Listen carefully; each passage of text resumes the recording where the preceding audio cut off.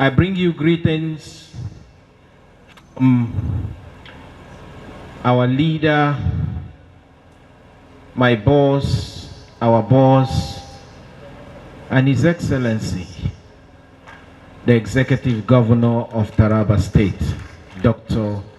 Agbu Kefas. He sends his greetings and his love. He said he would have been here in person, but as you know, for the few weeks, it has been an uproar of events that his attention is highly, and his presence is highly required in those events. And as I speak to you, he's far away from the state, but he sends his regards. And he has asked me to inform each and everyone that is seated in this hall that he is so much aware that with this, it is the beginning of a greater growth in both the youth and the women in Taraba State. As a person, I wouldn't speak for too long. I'll just say one or two things. Cropping from the topic of this summit. You see, crime, if I might start with, crime is not an unconscious act. Crime is very, very much a conscious act. And how does crime begin? It starts from the mind. It starts from your heart. And if our hearts are renewed, I want to be very much sure that we will have a crime-free society. Our youths that are gathered in this hall and those that are watching from wherever they are within the state and outside the state must get to understand that to stop crime in our society and community, it must be a deliberate act. How must it be a deliberate act? Crime has never brought about the growth of any young man. Most of the crimes that we encounter today are growth-related crime, especially among the youths. I want to grow faster than where I am. I want to step 5 steps ahead from where I am. And I must tell you that crime has never brought about any meaningful growth. You must deliberately have it in your mind when you wake up in the morning, fasting. When you wake up in the morning fasting, just talk to yourself.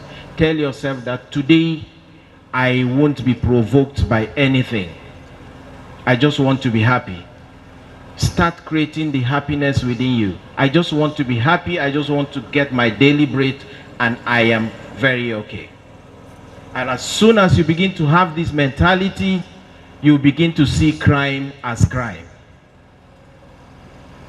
And I want to be very sure that if we grow this deliberately, crime is going to be a thing of a past. Let me digress a little and talk about drug abuse. How does drug abuse start up within or in the lives of our youths? I speak mostly about the youth because you find out that they are the most people that are involved in these crimes. Your peer groups, your friends. Most of you weren't brought up from a family where you grew up to see your parents taking drugs, or you grow up to see your parents deep into abusing drugs. What do we even mean by drug abuse? is taking overdose of whatever that a physician could ordinarily prescribe to you. And that is why some of these drugs today are banned. Most of these drugs were not contrabands. If you talk about the tramol was originally not a contraband. But because of the overdose that you take it, thinking you want to get high, you want to get... No, it doesn't happen that way. Check around your peer groups. Tell yourself, look at the family you're coming from. Look at yourself. Get too emotional about drugs. As a young man, get too emotional about it. And as soon as you find yourself in that situation, you realize that most of these things are really not important. Let me say this before I close. Apostle Altanzaki, I want to first of all commend you for this wonderful job. In a very short time, we've seen, we've heard all the progresses that you've made, the nooks and crannies of this metropolis that you have cruised. And I want to tell you, it has just started. If you think you want to receive any applaud, I'm sorry, there's no applaud for now. You have just started. And greater task ahead lies for you. This summit, I don't want to speak for His Excellency or what he has not told me to say, but I do want to believe that this should be done quarterly. Quarterly. Because it is the continuous renewal, continuous speaking, continuous engagement with someone that helps the person changes his mindset.